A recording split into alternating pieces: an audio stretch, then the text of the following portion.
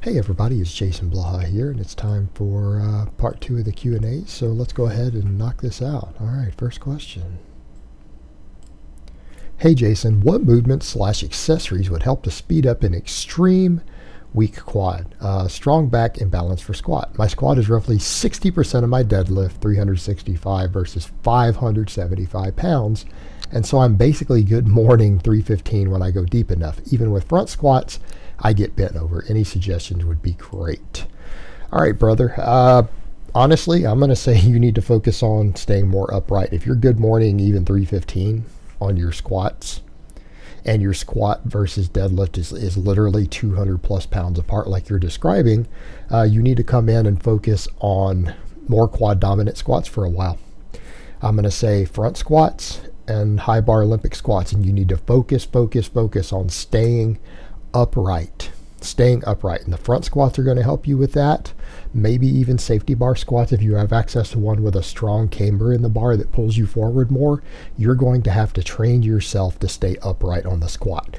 That's going to help you with your quad development. That's going to help you with your thoracic erector development. All of these things that are going to be a problem for you.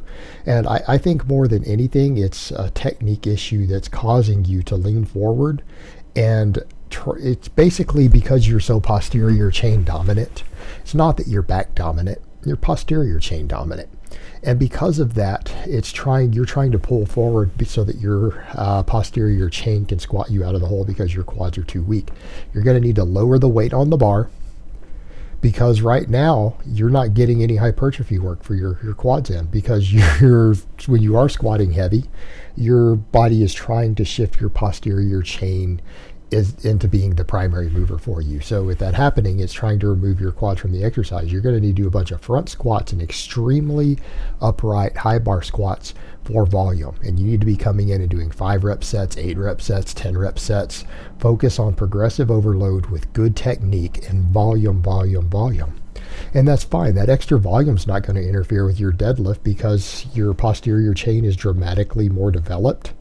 Versus the weight you'll be using on the squats. It's not going to get fatigued from that, so don't worry about it. Come in and focus on volume and technique on high bar squats, front squats, and staying upright until you build your quads up and you build up all the support muscles that you need to perform the squat. And that's what you need to do for now. It's not just about accessory exercises, it's about primary exercises and overall hypertrophy. That's what you're going to have to focus on.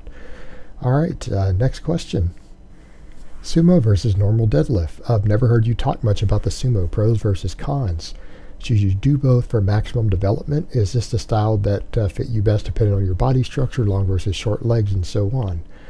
All right, I don't talk about sumo much because I think for general strength and general hypertrophy, the conventional deadlift is a superior exercise. I believe it is. I believe it to be a superior exercise. For some people, the sumo might need to be done, but I'm talking about maybe 10% of the population. The majority of people, sumo is not going to be ideal for their overall athleticism, their overall muscle gains, or overall strength, because it's just an exercise that reduces range of motion. But for some people's anatomy, and it's not just the long legs, it can be long legs with with the way that your hips are developed and everything else due to your hip angles. There's a couple of different factors that can cause the sumo to be a better lift for certain people, such as Brittany is kind of what we're looking at with her. And again, it's ironic that I always mention this of why I'm anti-sumo, because I do say that I'm not real big on the sumo deadlift. But for certain people's structure, it does make sense. And it's ironic that my girlfriend, who I am training, that she actually seems to be one of those relatively rare people. So we are going to have to utilize that for her. So that'll be an interesting learning curve, particularly for my viewers as we start messing with it more and more on camera. Because of that, because it is kind of a niche lift that I think for most people doesn't necessarily need to be done and isn't the ideal lift that it probably is for her. So it'll be interesting as we come along, but that's what it comes down to. Certain people, yes, but for most people, I think the conventional deadlift, and if you have really long arms, maybe even deficit deadlifts, are your best overall size and strength builder for most people. But again, it does depend upon individual structure, doesn't it? All right, next question. When trying to recover from a flu or cold, what should one's diet look like? You always hear the adage, starve a cold, feed a fever. Is there any merit to this thinking? What about training if you're feeling up to it? Thanks. All right. Here's what we need to look at with this. First of all, training when you're sick, don't do it. I don't give a shit how you feel.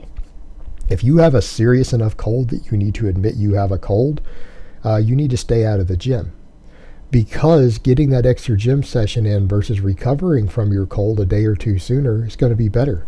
If you can't come in and perform ideally, why are you even going into the gym at all? Why are you interfering with your recovery? Your recovery from training can also compromise your immune system's ability to work. You need to allow your body to fight off the virus and to recover. That needs to be your number one priority over every other training goal when you're sick. Now, if you have the flu and you go to the gym, you're basically an asshole who should be banned from going to the gym.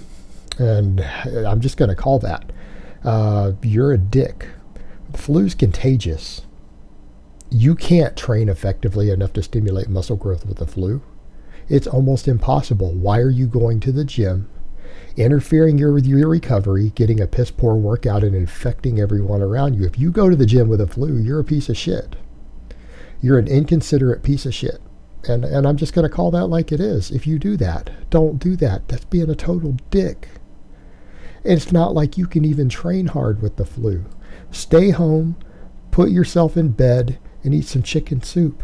Now, as far as eating goes, you need fuel. You need nutrition to boost your immune system. Carbs, we know carbs boost your immune system. When you're being sedentary, fat is the most fattening thing you could eat. You're not going to store carbs as body fat. Eat a nice amount of starchy carbs, plenty of soup, some chicken vegetable soup, some chicken noodle soup, so that you stay hydrated. You need the extra sodium from stuff like that. All right, all the sodium and electrolytes and stuff like chicken noodle soup is actually going to be pretty good for, again, staying hydrated. And if you can stay hydrated, you can recover faster. Plenty of carbs, keep your fat really low, a lot of starches, and just good nutrition and electrolytes. That's what you need to eat. You don't want to starve yourself when you're sick at home, but you don't want to be eating foods that are going to be more fattening, and that's going to mean dietary fat, because I promise you eat a lot of dietary fat while you're laying around being sedentary. You're going to gain fat quickly. Carbs, not so much, not if it's for a limited period of time. If it's only a few days, no, it'll be fine. And again, it'll help keep you hydrated, it'll help boost your immune system, help your body fight it off. All right, next question.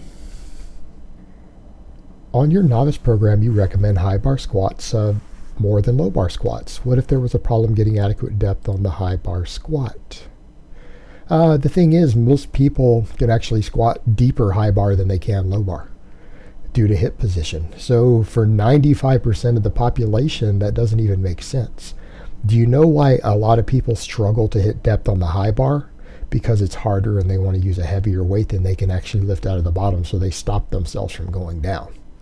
That shouldn't be a depth issue. The only exception is because certain people have a hip structure that requires them to take a wider stance. And a really wide stance can be a problem for reaching depth on that, because their hip bones do not physically allow them to go deep with a narrow stance. All right, and that is an anatomical situation, but those people literally can't do it. You can't force them down. If you put a weight on them and have them drop to the floor, they'll fall backwards when they get to parallel. People say, what? Because they're not capable of, actually their hips won't let them do it. And again, you're talking about a minority of people there. So for most people, it's not a depth issue. What it comes down to is that the high bar squat is a shorter range of motion exercise. I recommend, or the low bar is, which is why I recommend high bar. Doing a longer range of motion exercise forces your body to do more work, which makes you gain more muscle and more strength with the same amount of weight on the bar. All right, in other words, the low bar lets you move more weight, but the high bar moves everything through a longer range of motion. I feel it's more athletic overall. I feel it has slightly better overall potential for size and strength. The low bar is generally better for people who are chasing numbers, which would be competitive powerlifters in a competitive environment, because you can probably squat 5, 10, 20 more pounds low bar once you get fairly strong, because it's a shorter range of motion. So that's what's up with that. All right, next question. I noticed I was able to perform squats easier when I narrowed my stance. I was more upright and more explosive. I'm 6'3" with long legs. Shouldn't I be more efficient with a lighter stance? You know what, brother? This goes back to the point I made in the last one. It depends upon your individual structure. Leg length and length of femurs does matter. It does matter. But you've got to look at overall ratios going on there. You know, how long are your femurs in relation to things like your torso, stuff like that? What's your hip structure look like? For a lot of people, because of the nature and the stretch that it puts on them and the fact that you can go deeper and hold a certain type of stretch and certain muscles, you might find that you're more explosive out of the bottom with a high bar. All right. So or with a narrower stance, meaning, because that's what you're looking at. It's not just about high bar versus low bar. It is about your hip structure and the stretch that you put on muscles. And for you personally, you might be getting a deeper stretch in the quads or certain parts of the hip that create a myotatic reflex, which is a stretch reflex out of the bottom for you when you go to a narrower stance. It comes down to some individual structure and finding your perfect leverages, your perfect muscle positions, things like that. And in that case, that's a good thing, because if you're doing that, and that sounds like it's the case when you brought your stance in, you're getting a better stretch reflex out of the bottom. The stretch reflex actually involves a higher muscle fiber recruitment. So the way to look at that is, okay, if it's allowing you to get a better stretch reflex and make you stronger, it also means it's recruiting more muscle fibers because of the stretch reflex is causing it. Well, that's better for muscle growth too, isn't it? So in your case, if you're more explosive and you get more pop out of the bottom with a narrower stance, that's just the way that your hip structure and your leg structure is built. That's advantageous to you. Utilize it. Leg lengths matter. They absolutely matter as far as grip widths, or sorry, not grip widths, but foot widths on the squats, deadlifts, things like that. But they're not the only factor. Your hip structure, your insertion points, all those things matter. And that's why it's kind of hard to sometimes find a person's ideal stance on an exercise, because there's some sort of multiple variables involved. It's not just leg length, even though that's an important one. So it looks like you might have possibly found your sweet spot. Work with it. You found it, use it to your advantage. All right, guys, but that's really all I have to say on that today. I hope it's been informative, and I will talk to you guys next time.